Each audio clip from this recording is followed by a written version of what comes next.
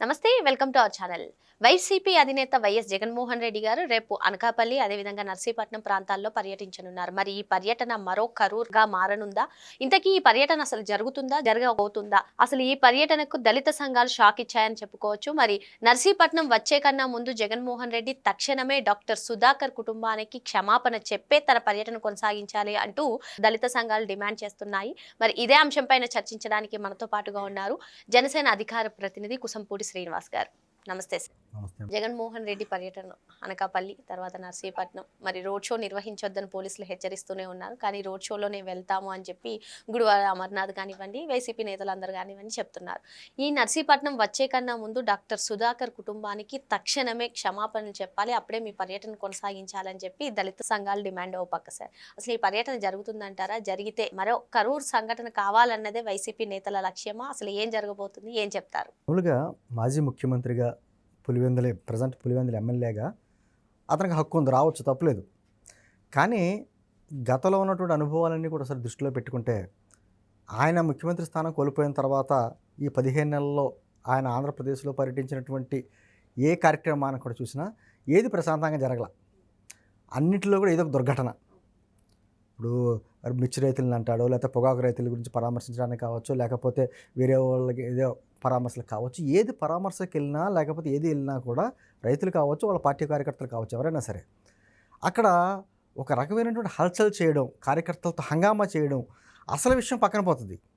ఇప్పుడు ఆయన మిర్చి రైతులను పరామర్శించగలిగాడు అనుకోండి, ఆ రైతులతో మాట్లాడితే పర్వాలా.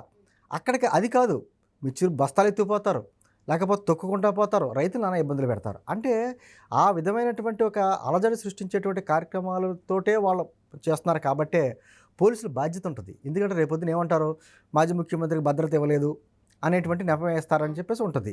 పోలీసులు ఏమంటున్నారు, అసలు మీరు ఎంతమంది వస్తున్నారో ఏంటన్నది ఒక పర్మిషన్ పెట్టుకోవాలి. పర్మిషన్ పెట్టుకుంటే దాన్ని బట్టి అవి మీరు పెట్టేటువంటి ఆ సభ కావచ్చు, లేకపోతే ఆ ప్లేస్ కావచ్చు, అక్కడికి ఆ జనాభా అంతకంటే ఎక్కువ మంది వస్తారా, తక్కువ మంది వస్తారా, అన్ని లెక్కలు వేసుకుని వాళ్ళు పర్మిషన్లు ఇస్తారు.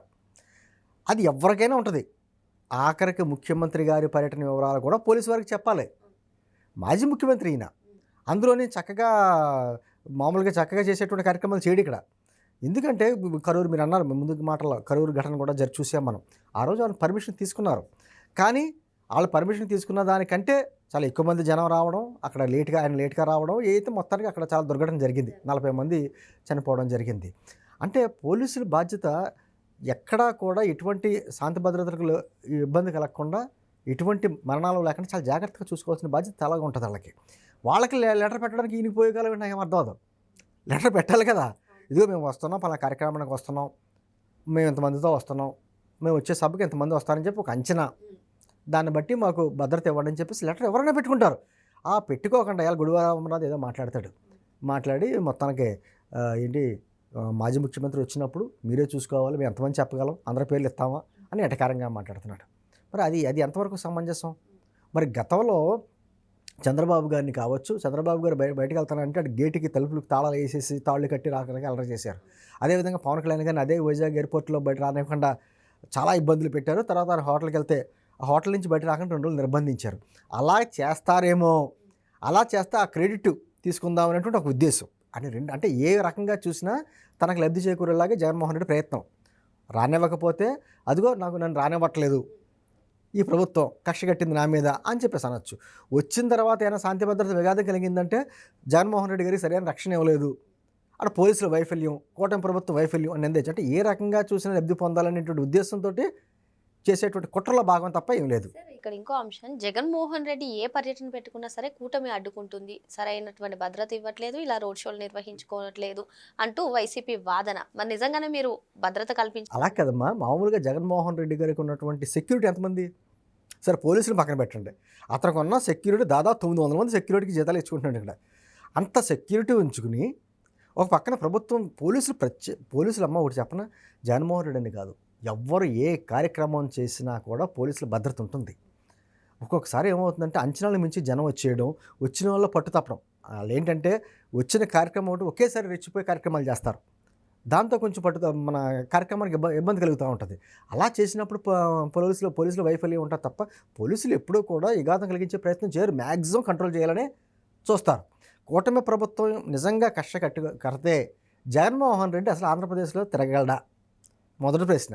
ఎక్కడికెక్కడ భద్రయిస్తుంటే ఆ పోలీసుల మీద రాళ్ళు వేసి, పోలీసులనే గెంటేసి, ఆళ్ళ జనం ఒక రౌడీ ముక్క కింద ఉంటారు కదా! అతను ఉన్నటువంటి సెక్యూరిటీ కావచ్చు, లేకపోతే ఆళ్ళ కార్యకర్తలు కావచ్చు, అదొక ఏంటంటారు కాలకేయులు ముఠ. ఆళ్ళు ఎలా పడిపోతారో తెలీదు. ఆళ్ళే తొక్కేసి, ఆళ్ళే చేసేసి, మళ్ళీ ఆళ్ళే ఏడుపులు ఏడుస్తారు. అందుకనే నేనేమంటున్నానంటే, ఏదైనా దుర్ఘటన జరగక ముందే మేలుకోవడం మంచిది. జగన్మోహన్ రెడ్డి గారు గత 15 నెలలుగా ఇచ్చినటువంటి కార్యక్రమాల్లో పర్మిషన్లు ఇచ్చినప్పుడు, ఇచ్చిన పర్మిషన్ దుర్వినియోగం చేసుకుని అతను ఏ విధంగా చేశాడు, ఏ విధమైనటువంటి కార్యక్రమాలు జరిగినాయి అన్నీ దృష్టిలో పెట్టుకుని పోలీసు వారు ముందస్తుగా అసలు అతన్ని రానివ్వకుండానే అడ్డుకోవాలి. లేదా వస్తే మాత్రం ఖచ్చితంగా నిర్వాహకుల మీద బాధ్యత పెట్టాలి. మీరు ఎంతమందికి మీద లెటర్ తీసుకోలేకుండా మీరు కార్యక్రమం పెడుతున్నారు. ఒకవేళ లెటర్ పెడినా ఎంతమంది పెట్టారో అంతమంది కంటే ఎక్కువ వస్తాయి. ఇవన్నీ చూసుకోవాలి బాధ్యత. జగన్మోహన్ రెడ్డి గత పర్యటనలో కూడా ఎన్నో ఆంక్షల్ని ఆయన పట్టించుకోలేదు, ఏం చేయలేదు. కానీ కూటమి యాక్షన్ తీసుకోలేదు అనే వాదనలు కూడా వినిపిస్తాయి. అంటే ఏమవుతుందంటే తీసుకున్నా ఒక కక్ష ధోరణి చర్యల, మాజీ ముఖ్యమంత్రికి తిరగనివరా, రాష్ట్రంలో తిరగనివరా, ఈ మాటలు వస్తూ ఉంటాయి. అంటే ప్రభుత్వం మీద ఎలా ఉంటుంది, ఒక ముళ్ళ కిరీటం. చాలా బాధ్యతగా మాట్లాడాలి ఏది చేసినా.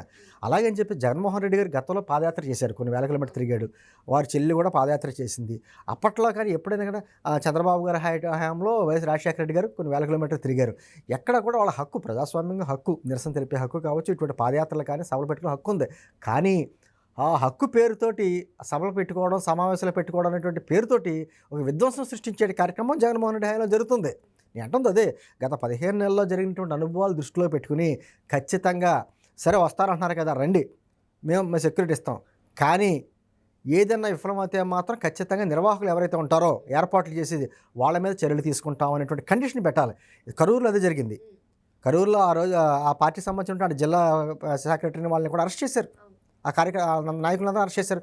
అలా మీ మీద బాధ్యత వహించి ఎవరైతే మాట్లాడుతున్నారో, ఈ గుడివాడ అమర్నాథ్ లాంటి వాళ్ళు, ఆ ఉత్తరాంధ్ర నాయకులు మాట్లాడుతున్నారో వాళ్ళందరి పేర్లు లిస్టు రాసి, ఇదిగో ఏదైనా జరిగితే మాత్రం ఖచ్చితంగా మీదే బాధ్యత, మిమ్మల్ని అందరినీ తీసుకెళ్ళి లోపలేస్తామని చెప్పేసి ఖచ్చితమైన వార్నింగ్ ఇచ్చి మాత్రమే వాళ్ళకి పర్మిషన్ కానీ ఏదైనా ఇవ్వాలి. లేకపోతే ఏమవుతుందంటమ్మా, అమాయకులు బలైపోతారు. ఇప్పుడు సాధారణంగా ఏమవుతుందంటే వాళ్ళ బాగా ఉంటారు. జగన్మోహన్ రెడ్డి గారు ఎలాగే ఈ నెల రోజుల్లో ఎక్కడికో పాపం విదేశాల పర్యటనలో ఉన్నది. ఈ కార్యక్రమం అయిపోయిన వెంటనే అతను విదేశాలు వెళ్ళిపోతాడు. బలైపోయేది ఎవరంటే సామాన్య కార్యకర్తలు బలైపోతూ ఉంటారు. అందుకని ఆచితూచి వ్యవహారం, రాష్ట్రంలో శాంతి భద్రతల విఘాతం కలగకుండా చూసుకోవాల్సిన బాధ్యత పోలీసులకు కూడా ఉంది. కాబట్టి జగన్మోహన్ రెడ్డి లాంటి వ్యక్తిని ఈ రాష్ట్రంలో ఇలా వచ్చి ఇటువంటి అలజడులు సృష్టించే కార్యక్రమం ఏదైనా చేస్తే మాత్రం కఠినమైన చర్యలు తీసుకునే విధంగా పర్మిషన్లు ఇవ్వాలి. ఎందుకంటే జగన్మోహన్ రెడ్డి ఒక టెంపరీ మనిషి ఆంధ్రప్రదేశ్కి. ఎటువంటి హెచ్చరికలు చేయాలంటేనమ్మా, ఏదైనా జరిగితే మాత్రం ఆంధ్రప్రదేశ్లో అడుగుపెట్టేటువంటి హక్కు కూడా లేకుండా చేసేది జగన్మోహన్ రెడ్డికి. నువ్వు అడుగు పెడితే ఒక అశాంతి, శాంతి భద్రత విఘాతం అంటారు చూసారా, ఐరన్ లెగ్ అన్న టైప్లోని ఆ టైపు మనిషి. కాబట్టి ఖచ్చితంగా నువ్వు వస్తే ఇక్కడ శాంతి భద్రత విఘాతం కలుగుతుంటే రాష్ట్రంలో అడుగు పెట్టినకూడదు. అంటే ఇప్పుడు దళిత సంఘాల డిమాండ్ని కూడా ఏ విధంగా? అవునమ్మా, కరెక్ట్. ఇప్పుడు సుధాకర్ గారి డాక్టర్ సుధాకర్ దగ్గర నుంచి డ్రైవర్ సుబ్రహ్మణ్యం వరకు జగన్మోహన్ రెడ్డి గారి హయాంలో దళితులకు జరిగిన అన్యాయం మాటల్లో చెప్పలేంది. ఎందుకంటే 2019లో జగన్మోహన్ రెడ్డి గారు అధికారంలో రావడానికి ఎక్కువగా కృషి చేసింది కూడా దళితులే. పాపం జగన్మోహన్ రెడ్డి గారు వస్తే ఏదో రాజశేఖర రెడ్డి గారు ప్రభుత్వం ఇస్తారు అన్నట్టుగా ఏదో మాటలు నమ్మారు.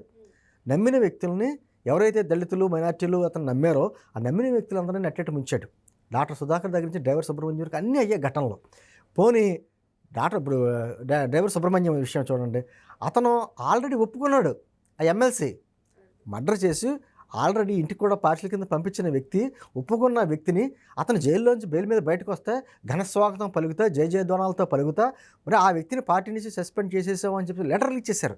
మరి లెటర్ల కింద ఎక్కడ సంతకం ఉండదు. లెటర్ వస్తుందమ్మా. విచిత్రం ఏంటంటే లెటర్లు ఇచ్చేస్తే కింద దానికి సంబంధించిన ప్రెసిడెంట్తో, సెక్రటరీతో సిగ్నేచర్ ఉంటుంది. అదేముండవు ఆ లెటర్లోనే పార్టీ నుంచి సస్పెండ్ చేసేమని లెటర్ లీక్ చేసేసి, పైగా ఆ వ్యక్తిని అదే సభల్లో ముఖ్యమంత్రి హయాంలో ఉండగా ఆయన పక్కన కూర్చోబెట్టుకున్నాడు. అంటే ఎటువంటి సంకేతం ఇచ్చాడు? దళితులంటే అతనికి ఎంత లోకువా అన్నది అర్థం చేసుకోవాలి. ఆయన ఒక మాస్కులు అడిగినందుకు డాక్టర్ సుధాకర్ గారిని రోడ్డు మీద పడిచి పిచ్చోడి కింద చేసి అతన్ని చనిపోయేలా చేశారు. అంటే ఇదని కాదండి, ఏదైనా ఆయన ఏ ప్రాంతానికి వెళ్తే ఆ ప్రాంత ప్రజలకి లేకపోతే జరిగిన ఘటనలకి క్షమాపణలు చెప్పి రావాలి. మరి అలా అనుకుంటే ఏ ప్రాంతానికి వెళ్ళాడు ఇంకైనా. అందుకని ఇప్పుడు తాడేపల్లి ప్యాలెస్లో ఆయన ప్యాలెస్కి దగ్గరలోనే ఒక అమ్మాయిని రేప్ చేసి చంపేశారు. కనీసం ఏది నిందితులు పట్టుకోలేకపోయారే, సమాధానం చెప్పుకోలేకపోయారు. ఈరోజు వాళ్ళ పేపర్లో రాసుకుంటున్నారు, ఎన్సీఆర్టీ రిపోర్ట్స్లో శాంతి భద్రత అద్భుతంగా ఉన్న జగన్మోహన్ రెడ్డి గారు హయాంలో అని చెప్పి రాసుకుంటున్నారు. అసలు దాంట్లోనేమో రైతుల విషయంలో కావచ్చు, విద్యార్థుల ఆత్మహత్యల్లో కావచ్చు, మహిళల మీద దాడులు కావచ్చు, ఎస్ఎస్టీ కేసుల్లో కావచ్చు, దేశంలోనే రాజకీయ కక్ష ధోరణి కేసుల్లో అయితే మణిపూర్ తర్వాత ఆంధ్రప్రదేశ్ సెకండ్ ప్లేస్లో ఉంది. వాటికి సమాధానం చెప్పరు. ఆ రిపోర్ట్ కూడా తప్పుదోవ పట్టించేలా రాసుకుంటారు. ఏదేమైనా కూడా జగన్మోహన్ రెడ్డి అనేటువంటి ఒక అరాచక శక్తి అతను చేసేటువంటి కార్యక్రమాలను ముందస్తుగా చర్యలు తీసుకోవాలి, కఠినమైన చర్యలు తీసుకోవాలి. అతను లేదు బలవంతంగా రాష్ట్రంలో అడుగుపెట్టే ఫలమైతే మాత్రం ఆ కార్యక్రమం ఎవరైతే నిర్వహిస్తున్నారో నిర్వాహకుల మీద బాధ్యత పెట్టి వాళ్ళని బాధ్యులు చేయాలి. లేకపోతే ఏమవుద్దాం, ఇది పదే పదే రిపీట్ అవుద్ది, అమాయకులు బలైపోతారు. మరి జగన్మోహన్ రెడ్డి పర్యటనలకు బాధ్యత వహించే వారిపైన చర్యలు తీసుకోవాలని, అదేవిధంగా జగన్మోహన్ రెడ్డి పర్యటనలో సామాన్య కార్యకర్తలే ఎక్కువగా బలవుతున్నారని సార్ చెప్తున్నారు. మరో అంశంతో మళ్ళీ కలుద్దాం. Thank you sir.